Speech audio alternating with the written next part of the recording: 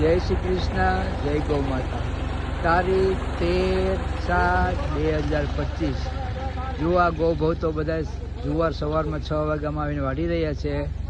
આવી જેને સેવા કરવી હોય સવારે 6 વાગે જ્યારે મેસેજ આવે ત્યારે બધા આવી જાજો। આ ગૌ માતાની સેવા ઉત્તમ સેવા છે। જો આ બધા વૈષ્ણવ કેવી સેવા કરી રહ્યા છે। આ યોગા સેન્ટર છે। યોગા સેન્ટરમાં જેમ જેમ તમે યોગા કરો તેમ તેમ તમારી તંદુરસ્તી સારી બનતી રહે છે। એવી જ રીતે આ ગૌ સેવા માટે જો સેવા કરી રહ્યા છે તો બધા ગૌ ભક્તો તન મન અને ધનથી બધા હાજરી આપજો। અને જેની પાસે ધન છે એ ધનનો સહયોગ કરો, જેની પાસે સમય છે એ તનનો સહયોગ કરો।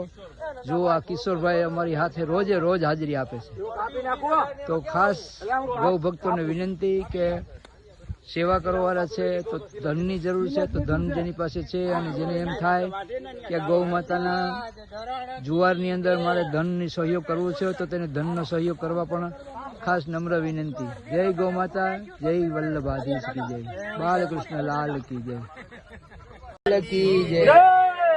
જો આ બધા સેવા કરી રહ્યા છે વૈષ્ણવોને ભોળાભાઈ કાવાણી ઘરેથી બધું બનાવી અને બધાને પ્રસાદ લેવડાવવા માટે આવી રહ્યા છે। જુઓ આ ભોળાભાઈ કાવાણીની સેવા જુઓ। એટલે આ બધા વૈષ્ણવો ગૌશાળાની જે જાહેર વાઢી અને સેવા કરી રહ્યા છે એને એની ઘેરેથી બધું બનાવી અને બધા વૈષ્ણવોને પ્રસાદ લેવડાવવા માટે આવી ગયા છે। ખૂબ ખૂબ ધન્યવાદ ભોળાભાઈ। આવીને આવી સેવા રોજ કરતા રહેજો।